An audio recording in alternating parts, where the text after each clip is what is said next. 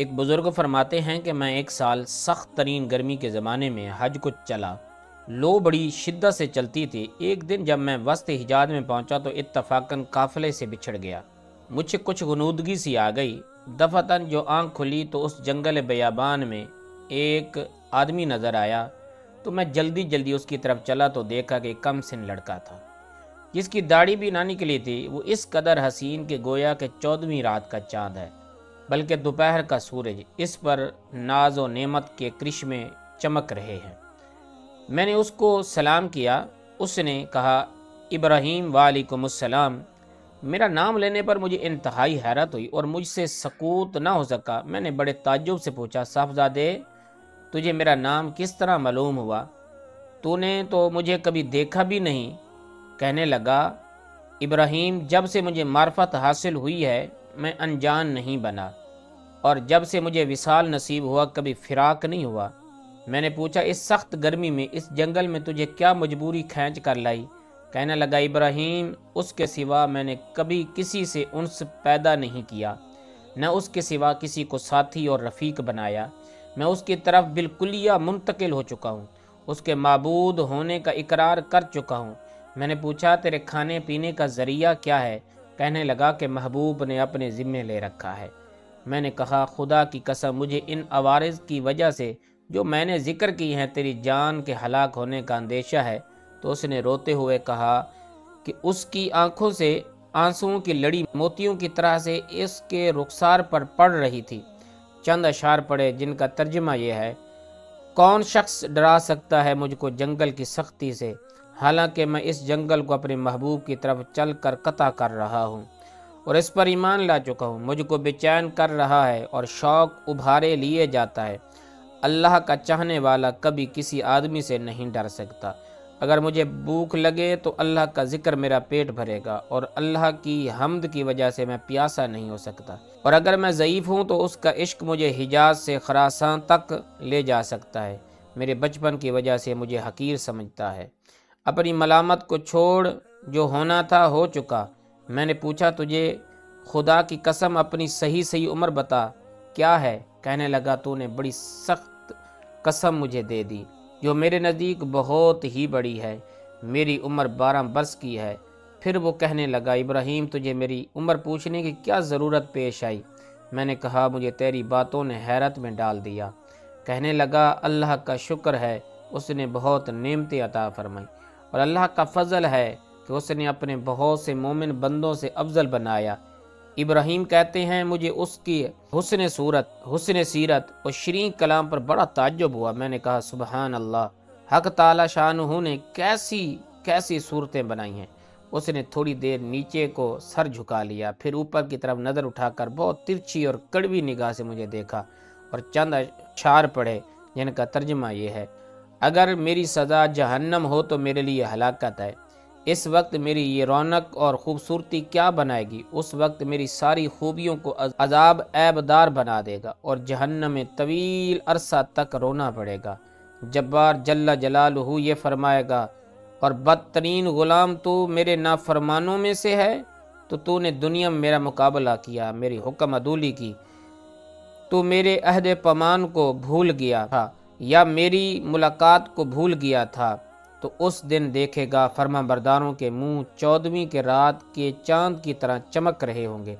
حق تعالی شانہ اپنے اوپر سے انوار کے پردے ہٹا دیں گے، جس کی وجہ سے یہ فرما بردار اس پاک ذات کی زیارت سے ایسے مبہوت ہو جائیں گے کہ اس کے مقابلے میں ہر نعمت، ہر راحت کو بھول جائیں گے، اور حق تعالی شانہ ان فرما برداروں کو ہیبت اور خوشنودی کا لباس پہنائیں گے۔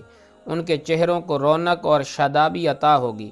یہ اشعار پڑھ کر کہنے لگا ابراہیم مہجور وہ ہے جو دوست سے منقطع ہو گیا اور وصال اس کو حاصل ہے جس نے اللہ تعالیٰ کی اطاعت سے وافر حصہ لیا۔ ابراہیم اپنے رفقا سفر سے بچھڑ گئے ہو؟ میں نے کہا ہاں، میں ایسے ہی رہ گیا۔ تو اس سے اللہ کے واسطے سوال کرتا ہوں میرے لیے دعا کر، میں اپنے ساتھیوں سے جا ملوں۔ میرے اس کہنے پر اس لڑکے نے آسمان کی طرف دیکھا، کچھ آہستہ زبان سے کہا۔ مجھے اس کے ہونٹوں کی حرکت کرتے ہوئے معلوم ہوا۔ اس وقت مجھے دفعتاً نیند کا جھونکا سا آیا یا بے ہوشی سی ہوئی۔ اس سے جو میں نے افاقہ پایا تو قافلے کے بیچ میں اونٹ پر اپنے آپ کو پایا۔ میرے اونٹ پر جو میرا ساتھی تھا وہ اس سے کہہ رہا تھا، ابراہیم ہوشیار رہو، سنبھلے رہو، ایسا نہ ہو کہ اونٹ پر سے گر جاؤ۔ اور اس لڑکے کا مجھ کو کچھ پتہ نہ چلا، وہ آسمان پر اڑ گیا یا زمین کے اندر داخل ہوا۔ تو کیا دیکھتا ہوں کہ وہ لڑکا، اس لڑکے کا مجھ کو کچھ پتہ نہ چلا، وہ آسمان پر اڑ گیا یا زمین کے اندر اتر گیا۔ جب ہم سارا راستہ طے کر کے مکہ مکرمہ پہنچ گئے، میں حرم شریف میں داخل ہوا تو کیا دیکھتا ہوں کہ وہ لڑکا کعبہ شریف کا پردہ پکڑے ہوئے رو رہا ہے اور چند شعر پڑھ رہا ہے، جس کا ترجمہ یہ ہے کہ میں کعبے کا پردہ پکڑ رہا ہوں، بیت اللہ کی زیارت بھی کر رہا ہوں، لیکن دل میں جو کچھ ہے اس کو اور راز کی بات کو تو خوب جانتا ہے۔ میں بیت اللہ کی طرف پیدل چل کر آیا ہوں، کہیں سوار نہیں ہوا، اس لیے کہ میں باوجود اپنی کم سنی کے فریفتہ عاشق ہوں۔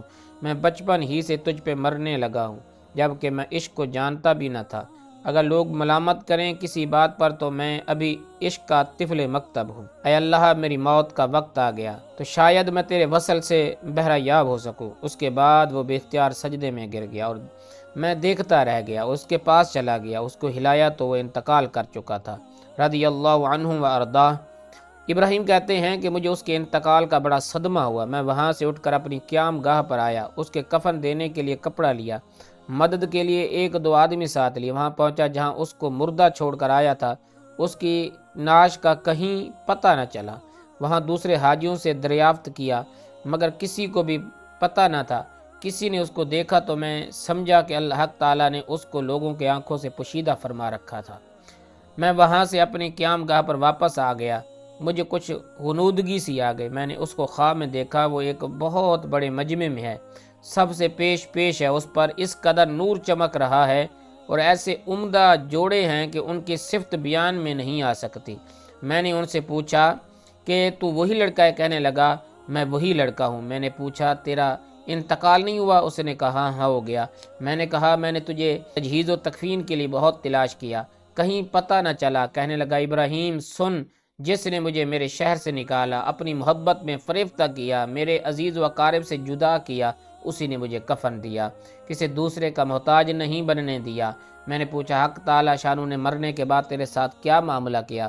اس نے کہا اللہ جل شانہ نے مجھے اپنے سامنے کھڑا کیا، فرمایا کہ تو کیا چاہتا ہے؟ میں نے عرض کیا الہی مقصود ہے، تیری ہی مجھے آرزو ہے۔ فرمایا بے شک تو میرا سچا بندہ ہے، جو تو مانگے اس کے لیے کوئی رکاوٹ نہیں۔ میں نے عرض کیا میں یہ چاہتا ہوں کہ میرے زمانے کے تمام آدمیوں میں میری سفارش قبول فرما لے۔ ارشاد ہوا ان سب کے بارے میں تیری سفارش کو مقبول ہوا ہے۔ ابراہیم کہتے ہیں اس کے بعد لڑکے نے خواب میں مجھ سے رخصتی مصافحہ کیا، میں نیند سے بیدار ہوا، میں نے حج کے جو ارکان باقی تھے پورے کیے، مگر اس لڑکے کی یاد سے، اس کے رنج سے میرے دل کو قرار نہ تھا۔ میں حج سے فارغ ہو کر واپس ہوا، لیکن حالت یہ تھی کہ راستے میں سارا قافلے والے یہ کہتے تھے ابراہیم تیرے ہاتھ کی مہک سے ہر شخص حیران ہے کہ کیسی خوشبو آ رہی ہے۔